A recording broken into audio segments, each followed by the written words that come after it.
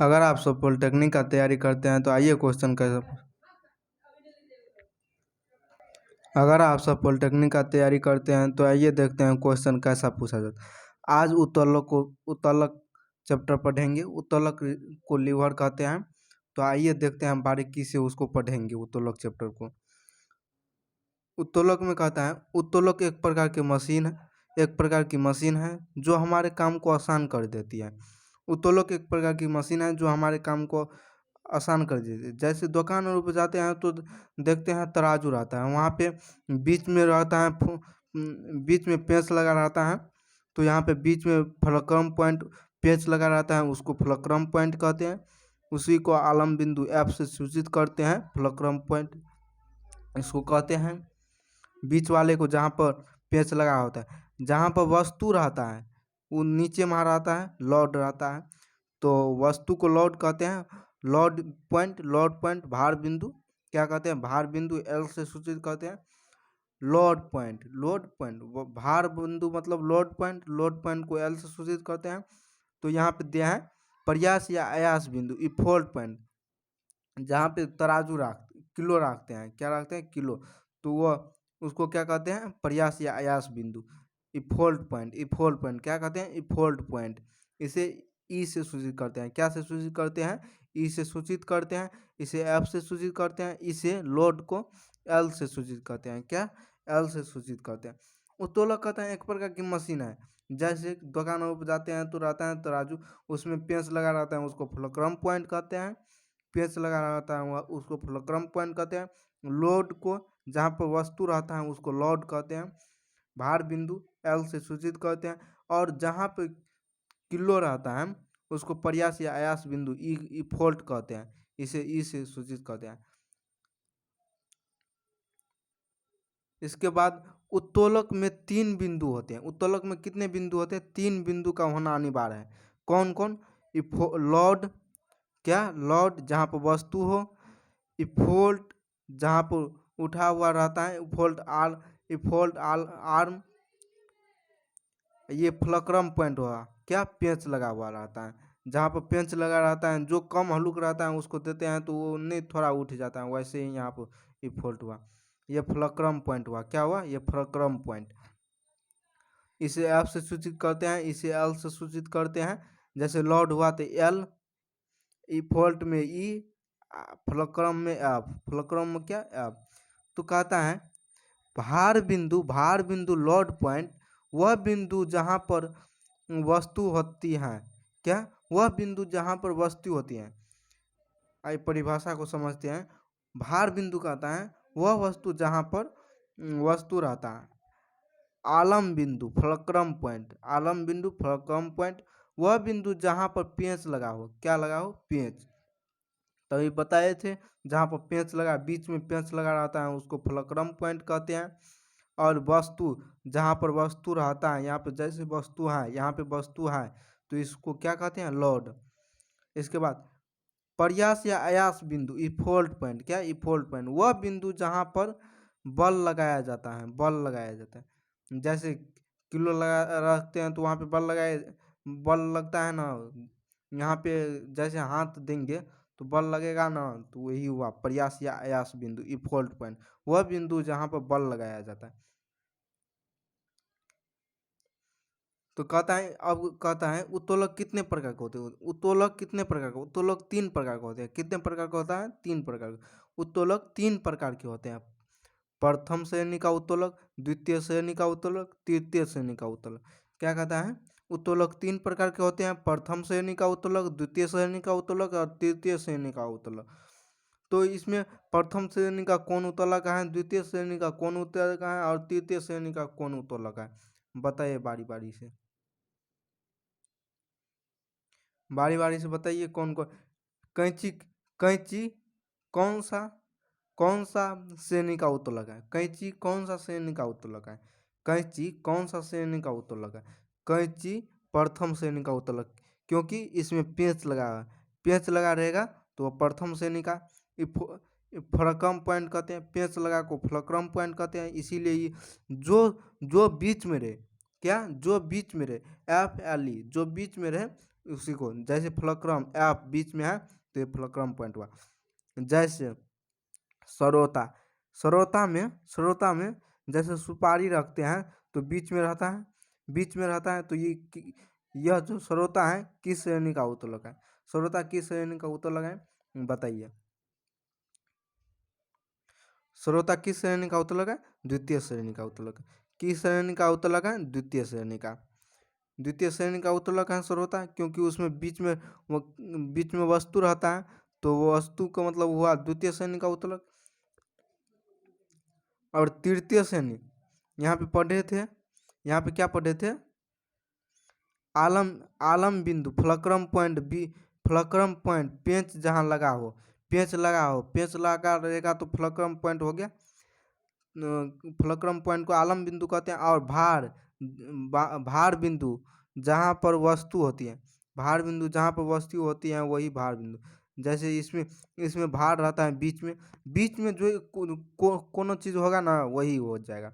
जैसे इसमें बीच में सुपारी है तो यहाँ पे भार हुआ, यहाँ पे भार हुआ तो किस श्रेणी का उत्तोलक हुआ? द्वितीय श्रेणी का उत्तोलक। और तृतीय श्रेणी का उत्तोलक कौन है? चिमटा। तृतीय श्रेणी का उत्तोलक कैसे है? जैसे यहाँ पे रोटी रहता है, यहाँ पे रोटी रहता है तो इसको बीच में क्या करते हैं? पकड़ते हैं, बीच में दोनों एक हाथ से पकड़ते हैं तो इसको दाबते हैं तो इफोल्ट लगता है। क्या लगता है? इफोल्ट।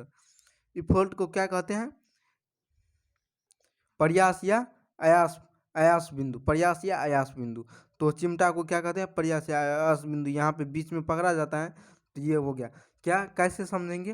तो आइए देखते हैं इसको याद करने का तरीका। देखिए, जैसे तभी बताए थे एफ का मतलब प्रथम श्रेणी का उत्तोलक, एल का मतलब द्वितीय श्रेणी का उत्तोलक, ई का मतलब तृतीय श्रेणी का उत्तोलक। क्या? तृतीय श्रेणी का उत्तोलक। क्या कहता है? एफ का मतलब प्रथम श्रेणी का उत्तोलक, एल वस्तु लोड, द्वितीय श्रेणी का उत्तोलक, ई फोल्ट अयास या प्रयास बिंदु, तो तृतीय श्रेणी का उत्तोलक। क्या? तृतीय श्रेणी का उत्तोलक। ये तीनों जैसे एफ मतलब फलक्रम पॉइंट बीच में रहे, प्रथम श्रेणी का उत्तोलक हो जाएगा। क्या हो जाएगा? प्रथम श्रेणी का उत्तोलक। यह फलक्रम पॉइंट बीच में रहेगा तब। एल लोड द्वितीय श्रेणी का उत्तोलक है। कैसे पूछेंगे? तो इसको बीच में रहेगा ना, बीच में द्वितीय श्रेणी का उत्तोलक हो जाएगा। लोड यानी वस्तु बीच में रहेगा।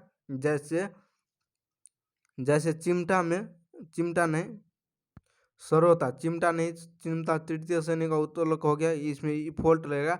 और एल द्वितीय श्रेणी का उत्तोलक कौन सा है?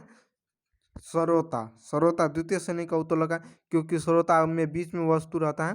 क्या? बीच में वस्तु रहता है। जैसे देखिए यहाँ पे बीच में वस्तु रहता है तो सरोता द्वितीय श्रेणी का, ये चिमटा तृतीय श्रेणी का, और कैंची फलक्रम पॉइंट बीच में लगा है तो प्रथम श्रेणी का। तो इतना समझ गए, तो आइए आगे बढ़ते हैं। प्रथम श्रेणी के उत्तोलक का यांत्रिक लाभ 1 से बड़ा, 1 से छोटा तथा 1 के बराबर तीनों होता है। क्वेश्चन कहता है प्रथम श्रेणी का उत्तोलक का यांत्रिक लाभ जो होता है 1 से बड़ा, 1 से छोटा, 1 के बराबर तीनों होता है। क्या होता है? प्रथम श्रेणी का उत्तोलक में 1 से बड़ा, 1 से छोटा, 1 के बराबर। और द्वितीय श्रेणी के उत्तोलक का यांत्रिक लाभ 1 से बड़ा होता है। द्वितीय श्रेणी में 1 से बड़ा, तृतीय श्रेणी में उत्तोलक के यांत्रिक लाभ 1 से छोटा होता है। क्या कहता है क्वेश्चन? आइए देखते हैं, बारीकी से समझेंगे। प्रथम श्रेणी का उत्तोलक है ना, उसमें यांत्रिक लाभ 1 भी होता है, 1 से बड़ा भी होता है और 1 से छोटा भी होता है। क्या? छोटा भी होता है। 1 भी होता है, 1 के बड़ा भी होते हैं, 1 से छोटा भी होते हैं। तो द्वितीय श्रेणी का उत्तोलक कहते हैं यांत्रिक लाभ 1 के बड़ा होता है। द्वितीय श्रेणी में 1 से बड़ा होता है, 1 से बड़ा होता है। तृतीय श्रेणी में 1 से छोटा होता है, तृतीय श्रेणी में छोटा होता है। क्या होता है? छोटा होता है। तृतीय श्रेणी में 1 से छोटा, द्वितीय श्रेणी में 1 से बड़ा, और प्रथम श्रेणी में वो तीनों 1 के बराबर, 1 से बड़ा, 1 से छोटा। आइए अब क्वेश्चन देखेंगे।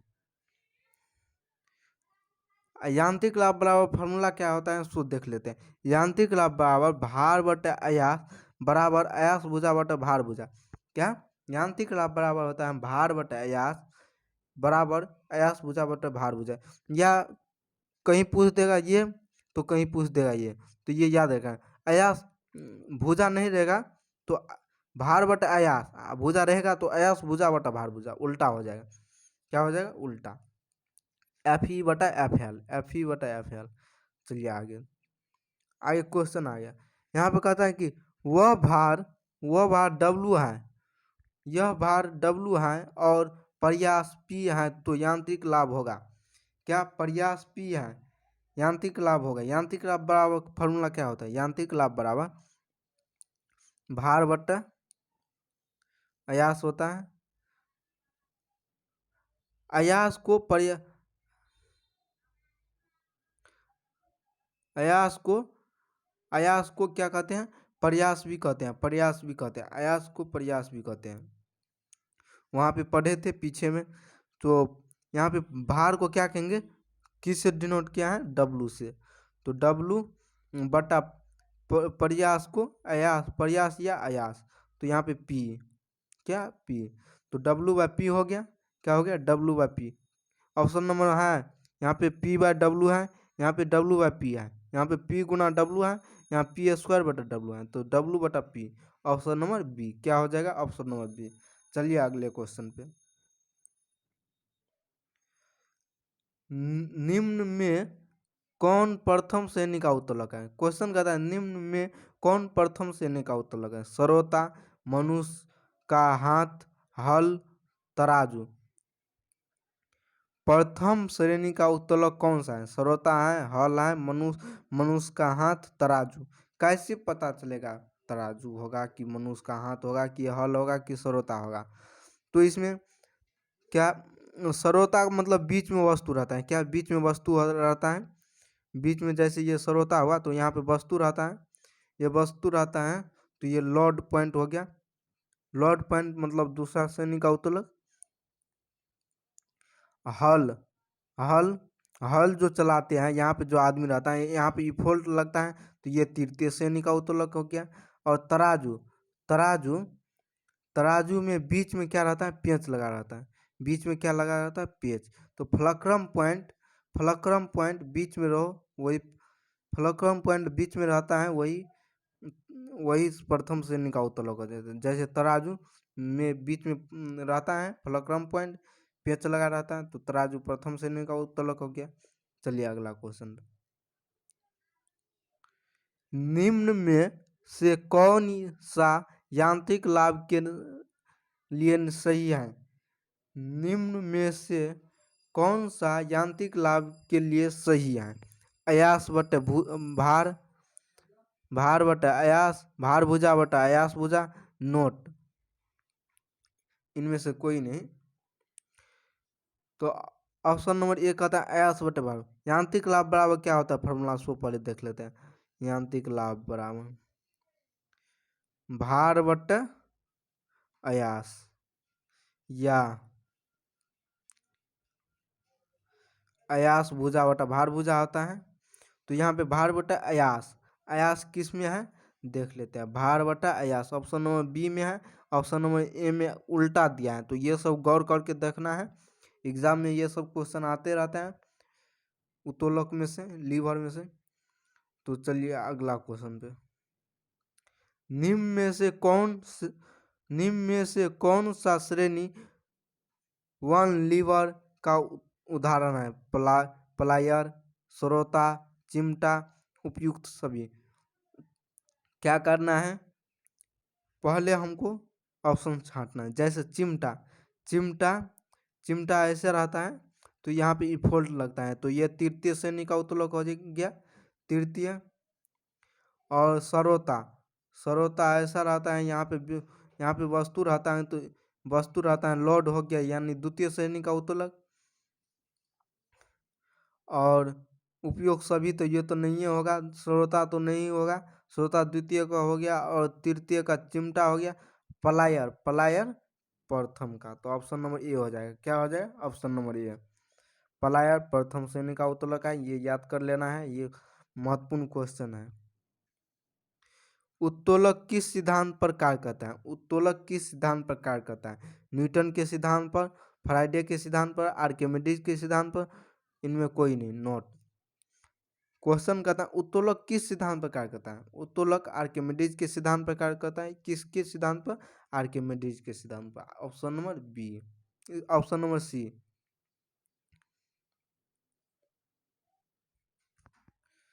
मशीन की दक्षता होती है, मशीन की दक्षता होती है 100%, 100% से अधिक, 100% से कम, नोट, इनमें कोई नहीं।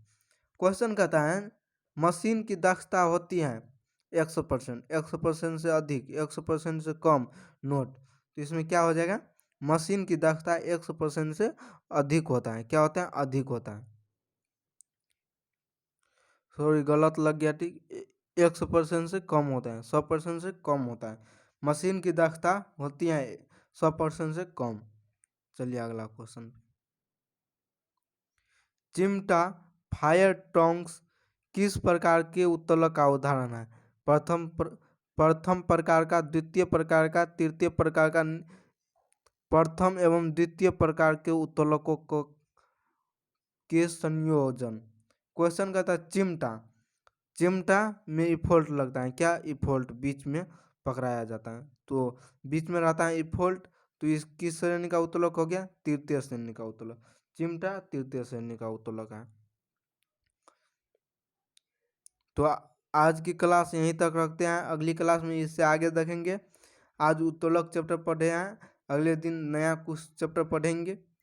तो इस जय हिंद, अगली क्लास में पढ़ेंगे इससे आगे।